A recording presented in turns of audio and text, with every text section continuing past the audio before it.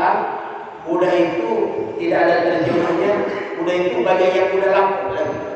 Dulu, hari ini subhanallah, gerakan wakaf Quran yang dilakukan oleh ulama dan para aktivis dakwah menyebarkan Quran ke seluruh penjuru Nusantara melalui masjid-masjid, mushola, majelis taklim, panti yatim, dan rumah-rumah tahfidz. Alhamdulillah, semakin gencar, semakin merata Al-Quran terjemah.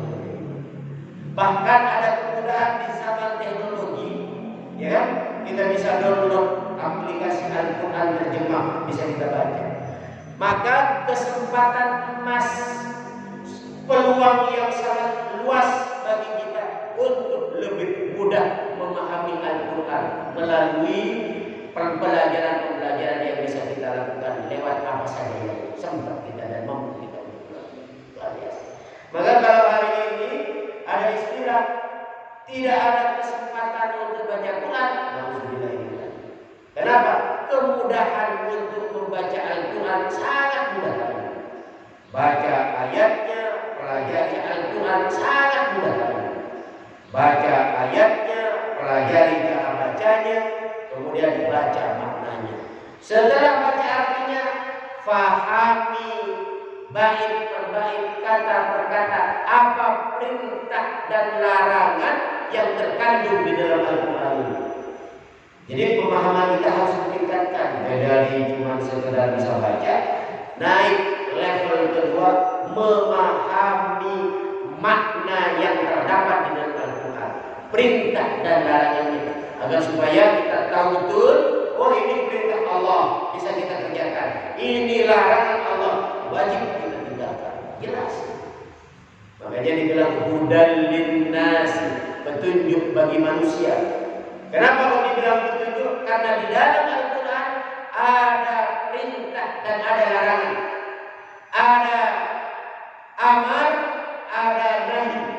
Amar itu maknanya perintah, nahi itu artinya larang. Setelah kita belajar memahami Al-Quran, baru kita berusaha untuk mengamalkan. Tingkatan yang ketiga, mengamalkan isi Al-Quran itu dalam kehidupan sehari-hari secara pribadi. Salah satu contoh perintah yang terdapat di dalam Al-Quran. A'udzubillahi minasyaitonirrajim. Ya ayyuhalladzina amanu kutiba alaikumusiyam. Wahai orang-orang yang beriman, wajib bagi kalian semua untuk melaksanakan ibadah puasa. Nah, insya Allah kita akan berpuasa. Kenapa puasa? Allah memerintahkan di dalam Al-Quran. Subhanallah. Ibu-ibu, kenapa pakai jilbab? Allah memerintahkan perempuan untuk menutupi aurat, memanjangkan jilbabnya. Di mana? Kita di dalam Al-Quran. Surat An-Nur, surat Al-Ahzab.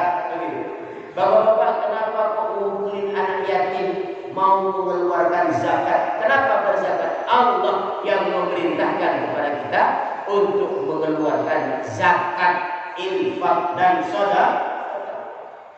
Bapak-bapak dan ibu-ibu, kenapa kok menuntut ilmu, kena belajar? Allah memerintahkan kepada kita semua untuk senantiasa belajar dan menuntut ilmu. Dan Allah berjanji akan meninggikan derajat orang-orang yang beriman dan yang mempunyai ilmu. Yarfa'illahu alladhina amanu minkum walladhina utul ilma darajat. Allah akan mengangkat derajat orang-orang yang berilmu dan orang-orang yang mempunyai iman yang baik dan benar. Amanu, beriman, utul ilmu. Beriman penting, mempunyai ilmu penting. Dua hal ini menjadi satu kesatuan. Iman dibarengi dengan ilmu, maka akan ditinggikan derajatnya oleh Allah Subhanahu wa taala di dunia dan akhirat. Ini yang disebut dengan mengamalkan Al-Quran. Penting. Mampu membaca, memahami, mengamalkan dalam kehidupan. Setelah mengamalkan, pribadi bagaimana? Mendakwahkan. Subhanallah.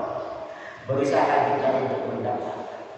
Isi kandungan Al-Quran kepada anak, kepada keluarga, kepada masyarakat.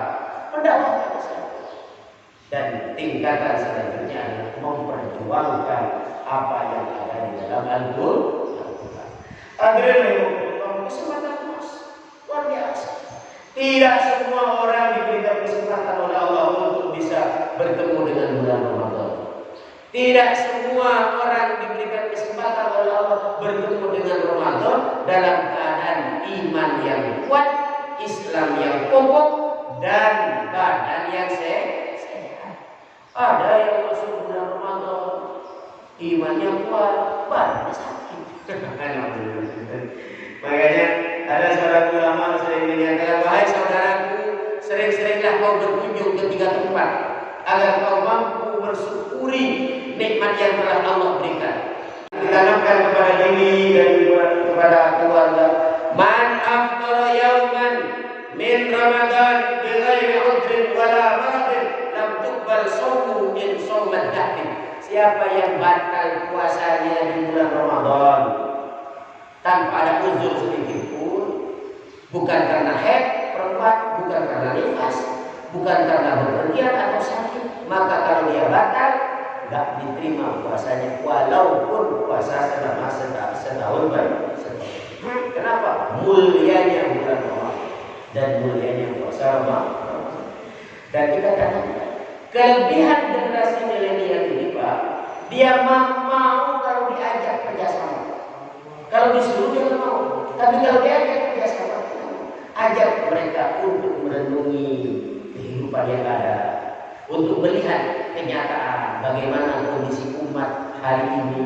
Ajak berpikir tentang dakwah, tentang amar ma'ruf dan nahi munkar, agar supaya kreativitasnya tumbuh dan berkembang. Di antara hikmah Ramadan, di antara hikmah puasa, ada yang disebut dengan ukhuwah basyariyah, persaudaraan sesama manusia. Ukhuwah insaniyah, persaudaraan sesama manusia. Ini yang perlu kita tanamkan kepada generasi muda kita agar supaya beliau-beliau mempunyai rasa simpati dan empati kepada saudara-saudara kita. Jadi kalau ada mereka nanya, "Mak, Pak, kenapa sih kita puasa lapar-lapar?" Kalau mama zaman dulu jawabannya, udah dari solonya, udah wajib, usah nanya-nanya. Ya, kalau orang tua dulu jawabnya. Kalau mereka kita kasih jawaban begitu, nggak percaya. Mama, papa begitu aja jawabannya, tak puasa ya. Kasih tahu, Mas, enggak. Kita lihat saudara-saudara kita yang miskin, yang fakir. Beliau setiap hari hidup dengan kekurangan, dengan kelaparan. Kita diperintahkan oleh Allah selama 1 bulan ini merasakan apa yang beliau rasakan selama ini, agar supaya di antara kita tidak mempunyai rasa sombong terhadap nikmat yang Allah berikan. Biar kita mampu bersyukur dengan harta dan nikmat yang ada. Biar mampu merasakan apa yang dirasakan oleh saudara kita. Inilah yang disebut dengan ukhuwah basyariyah, persaudaraan sesama manusia. Kita enak makan, ada yang nyiapin, ya kan? Mau beli di restoran mana ada duit. Sedangkan beberapa banyak saudara kita yang untuk makan hari ini dia nyari hari ini juga. Berapa banyak yang saudara-saudara kita untuk makan hari ini dia harus berbahu hantam dengan kerasnya kehidupan. Bahkan ada yang sampai mencopet, sampai bermaksiat, sampai ada yang digebukin oleh orang lain gara-gara cuma dia jamaah. Bersyukur kita kepada Allah. Ayo kita berpuasa sebagai bentuk syukur kepada Allah dan inilah Islam ngajarin kita agar supaya menjadi hamba-hamba Allah yang baik. Baca dialog antara bapak dan ibu serta anak-anak dikemas dengan pendidikan imani dan islami, maka akan lahir dari rumah itu manusia-manusia Qur'ani, hamba-hamba Allah yang hebat, pemuda-pemuda Islam yang tangguh bahkan siap menjalankan perintah Allah dan meninggalkan larangan-larangan. Ini yang harus kita lakukan. Jangan cuek Allah. Nauzubillah min dzalik. Kalau kita abai dan cuek, maka apa yang dinyatakan oleh Allah dalam Quran surat Maryam, "Fakhalafa min ba'dihim khalqun adha'us shalah wattaba'us syahwah." Kalau kita tidak membina generasi kita, kita akan diganti dengan generasi muda yang hanya mengedepankan hawa nafsu dan meninggalkan sholat. Nauzubillahi. Mudah-mudahan Ramadan tahun ini menjadi Ramadan yang terbaik di antara Ramadan sebelumnya, dan keluarga kita menjadi keluarga muslimah yang taat kepada Allah. Rumah-rumah kita menjadi baiti jannati, rumahku surgaku di dunia semua. Insyaallah kita semua menjadi hamba yang bahagia di dunia dan di akhirat. Sebelum ditutup mungkin ada yang perlu didiskusikan. Terima kasih Pak Ustaz. Yang pertama, datanglah kau ke penjara. Lihat orang masuk penjara yang awalnya dia bisa pergi kemana saja, ketika di penjara dia akan terikat, hanya dibatasi dengan tembok dan dinding. Berbahagia dan bersyukurlah kepada Allah dengan mengucapkan alhamdulillah kami diberikan kebebasan untuk pergi kemana saja. Pergilah kau yang kedua ke rumah sakit. Sekaya apapun dia, ketika sudah diikat dengan infus, dengan jarum infus, diikat tangannya di rumah sakit, dia tidak bisa ngapa-ngapain. Dia hanya nunggu detik demi detik tetesan air infus, ya kan? Bahkan tidak ada teman yang menemani, hanya suster yang datang pulang pergi, anaknya nggak ada, istrinya nggak ada, anak buahnya dan karyawannya yang sering manggil bos apa kabar, bos apa kabar, nggak ada semuanya, nggak boleh dampingin. Subhanallah. Dan bersyukurlah kepada Allah ketika masih diberikan nikmat sehat. Allahu Akbar. Sehat, menghirup udara sehat, lari-lari, jalan-jalan, masih bisa beraktivitas, bisa mencicipi rasa asin, manis, pedas. Subhanallah. Bersyukur kepada Allah. Sering-seringlah datang ke kuburan dan berkata kepada orang yang ada di dalam kubur, wahai bapakku, ibuku, wahai saudaraku, dulu kau di atas kuburan bisa kemana-mana dengan tenaga, dengan harta, dengan apa saja yang kau miliki.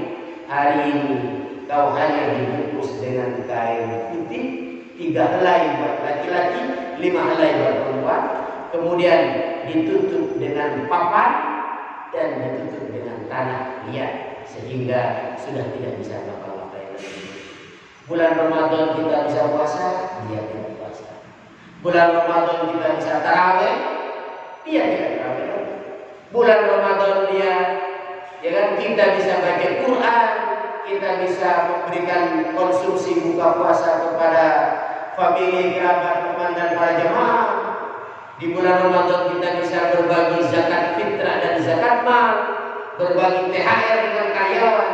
Sedangkan orang yang sedang berbaring di alam barzakh sudah tidak bisa ngapa-ngapain lagi, hanya menunggu doa dari anak-anak yang soleh, hanya menunggu sedekah jariah yang pernah ia lakukan semasa waktu di dunia, hanya menunggu, ya kan, ilmu yang bermanfaat yang pernah dia sampaikan kepada teman dan sahabat-sahabat.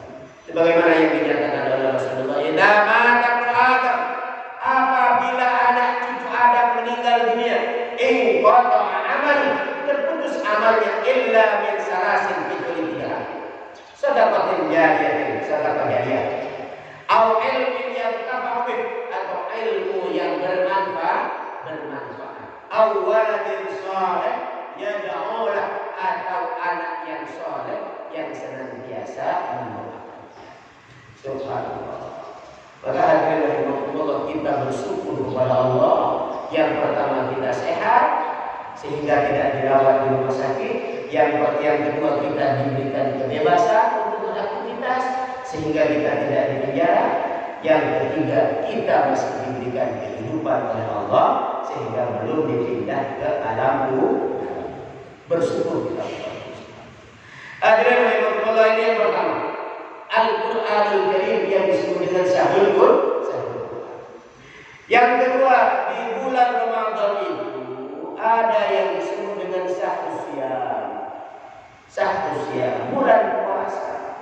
Mohon maaf, saya yakin kalau untuk Bapak dan Ibu, untuk kita semua yakin betul bahwa puasa itu adalah kewajiban dan kebutuhan kita. Maka pemahaman yang kita miliki ini sampaikan, transfer kepada anak-anak kita, generasi muda kita. Karena mohon maaf, generasi muda hari ini disebut dengan generasi milenial. Kita sudah tahu lah, sering nonton di YouTube apa generasi milenial itu, apa yang disebut dengan generasi Z, generasi Y, kelebihannya apa, kelemahannya apa. Kelebihan generasi milenial ini cerdas, gampang mencari informasi, melek teknologi, ya kan? Saya kalau ceramah di generasi milenial, terus mereka pegang handphone, saya agak hati-hati. Kenapa? Karena kadang-kadang apa yang kita omong di browsing Ustaz datanya salah, ini yang benar. Itu generasi milenial. Cerdas-cerdas, pintar-pintar, wah belajar teknologi. Bapak beli handphone baru yang lengkap dengan seluruh macam-macam aplikasi. Kita sebagai orang tua yang membeli masih bingung ini gimana caranya. Anak kita sudah paham cara mengoperasikannya, bahkan cara memainkan semua aplikasi yang ada. Ini Pak, begini caranya Pak, oh ini namanya ini namanya ini. Paham betul dia. Bahkan cara buka, cara mengunci, cara luar biasa. Kecanggihan generasi milenial, kecerdasannya. Cuman ada kelebihan, pasti ada kekurangan. Generasi milenial punya kelemahan. Apa itu? Gampang bosan. Bapak banyak saya di sini lagi. Kan mendingan di rumah aja. Mendingan saya di sini. Bosan Pak. Ya kan? Coba nggak percaya bapak-bapak, ibu-ibu sekali-kali ajak anak-anaknya yang sudah usia SMA atau kuliah. Mas, Bang, ikut Abi, ikut. Lama-lama kita dicuekin, dia asik dengan handphone. Maksudnya dia ikut kita di samping, kita nyupir dia di samping, biar nemenin kita ngobrol. Yang terjadi apa? Asik dengan dunianya. Sebentar Pak, ini masih ngerjain tugas. Sebentar Pak, ini lagi kuliah, ada tugas dari dosen, lagi diskusi. Sebentar Pak, kita dicuekin. Ini generasi milenial, gampang bosan, asik dengan sendiri. Yang pertama. Yang kedua apa? Gampang rapuh. Kalau kita zaman muda ada istilah berjuta-juta memberaya-raya, pantang mundur, kayak gitu ya. Apapun yang terjadi, tapi generasi hari ini dibentak dikit nangis, dibentak dikit ngambek, kunci pintu kalau nggak ada pergi. Ini dia. Dan yang ketiga, nggak kuat dengan penderitaan. Disuruh maaf, hidup melarat, disuruh hidup miskin, nggak mau. Coba Bapak punya motor, satu jelek, satu bagus, satu sangat bagus. Ya, anaknya mau keluar, umpetin itu kunci motor yang bagus, yang sangat bagus. Motor yang jelek, taruh dia masih nanya, Mak, kunci motor mana? Sudah ada di depannya, nggak dipilih itu yang jelek. Kenapa? Nggak mau menderita ini. Puasa Ramadan ini menjadi penderitaan mereka. Aduh, bisa makan terus puasa. Haus, lapar. Itu yang akan mereka katakan. Kalau tidak dibimbing dengan iman, tidak dibimbing dengan ilmu agama, peran kita, tanggung jawab kita Pak, untuk senantiasa mendampingi anak-anak yang hebat ini. Karena walaupun bagaimana beliau hari ini anak-anak 20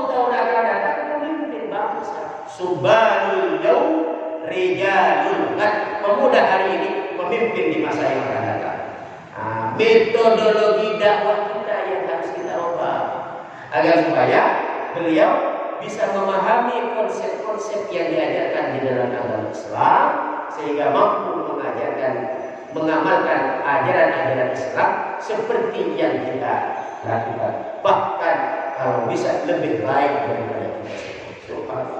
Ditanamkan kepada diri dan kepada keluarga, man afdara yauman min Ramadan bi ghairi udrin wala maradin lam tuqbal shaumu min shaumad dahrin. Siapa yang batal puasanya di bulan Ramadan tanpa ada uzur sedikit pun, bukan karena haid perempuan, bukan karena nifas, bukan karena bepergian atau sakit, maka kalau dia batal tidak diterima puasanya walaupun puasa selama setahun baik. Kenapa? Mulianya bulan Ramadan dan mulianya puasa Ramadan. Dan kita katakan kelebihan generasi milenial ini, Pak, dia mau kalau diajak kerjasama. Kalau disuruh dia nggak mau, tapi kalau diajak kerjasama, ajak mereka untuk merenungi kehidupan yang ada, untuk melihat kenyataan bagaimana kondisi umat hari ini, ajak berpikir tentang dakwah, tentang amar ma'ruf dan nahi munkar, agar supaya kreativitasnya tumbuh dan berkembang. Di antara hikmah Ramadan, di antara hikmah puasa, ada yang disebut dengan ukhuwah basyariyah, persaudaraan sesama manusia. Ukhuwah insaniyah, persaudaraan sesama manusia. Ini yang perlu kita tanamkan kepada generasi muda kita agar supaya beliau-beliau mempunyai rasa simpati dan empati kepada saudara-saudara. Jadi nggak ada mereka nanya, Pak, kenapa sih kita puasa lapar-lapar? Kalau mama zaman dulu jawabannya udah dari sononya, udah wajib, bisa nanya-nanya. Ya, kalau orang tua dulu jawabnya. Kalau mereka kita kasih jawaban begitu, nggak percaya. Mama apa begitu aja jawabannya, tak puasa ya. Kasih tahu, Mas, kita lihat saudara-saudara kita yang miskin, yang fakir. Beliau setiap hari hidup dengan kekurangan, dengan kelaparan. Kita diperintahkan oleh Allah selama 1 bulan ini merasakan apa yang beliau rasakan selama ini, agar supaya di antara kita tidak mempunyai rasa sombong terhadap nikmat yang Allah berikan. Biar kita mampu bersyukur dengan harta dan nikmat yang ada. Biar mampu merasakan apa yang dirasakan oleh saudara kita. Inilah yang disebut dengan ukhuwah basyariyah, persaudaraan sesama manusia. Kita enak makan, ada yang nyiapin, ya kan? Mau beli di restoran mana ada duit. Sedangkan beberapa banyak saudara kita yang untuk makan hari ini dia nyari hari ini juga.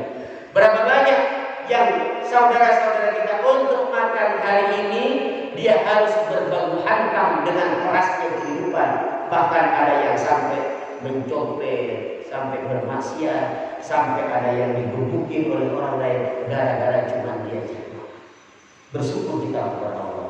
Ayo kita berpuasa sebagai bentuk syukur kepada Allah dan menyembah. Inilah Islam mengajarin kita agar supaya menjadi hamba-hamba Allah yang baik. Baca dialog antara bapak dan ibu serta anak-anak dikemas dengan pendidikan imani dan islami, maka akan lahir dari rumah itu manusia-manusia Qur'ani, hamba-hamba Allah yang hebat, pemuda-pemuda Islam yang tangguh bahkan siap menjalankan perintah Allah dan meninggalkan larangan-larangan. Ini yang harus kita lakukan. Jangan cuek Allah. Nauzubillah min dzalik. Kalau kita abai dan cuek, maka apa yang dinyatakan oleh Allah dalam Quran surat Maryam, fa khalaqa min ba'dihim khalqun adaa'us shalah wattaba'us syahwat. Kalau kita tidak membina generasi kita, kita akan diganti dengan generasi muda yang hanya mengedepankan hawa nafsu dan meninggalkan sholat. Nauzubillahi. Mudah-mudahan Ramadan tahun ini menjadi Ramadan yang terbaik di antara Ramadan sebelumnya, dan keluarga kita menjadi keluarga muslim-muslimah yang taat kepada Allah. Rumah-rumah kita menjadi baiti jannati, rumahku surga di dunia semua. Insya Allah kita semua menjadi hamba Allah yang bahagia di dunia dan akhirat. Bapak dan Ibu yang dimuliakan oleh Allah, cukup dulu Pak ya. Alhamdulillahirabbil alamin. Mudah-mudahan apa yang kita sampaikan pada kesempatan hari ini bisa bermanfaat, bisa kita amalkan dalam kehidupan keseharian kita, dan Allah menjadikan kita semua sebagai hamba yang mulia di dunia dan di akhirat. Bangsa Indonesia terbebas dari segala macam fitnah, dari segala macam penyakit, dan Allah memberikan, Allah menjadikan bangsa Indonesia menjadi baldatun thayyibatun. Subhanallahumma wa bihamdika asyhadu an la ilaha illa anta astaghfiruka wa atubu ilaik. Assalamualaikum warahmatullahi wabarakatuh. Waalaikumsalam. Ya, terima kasih Pak Ustaz untuk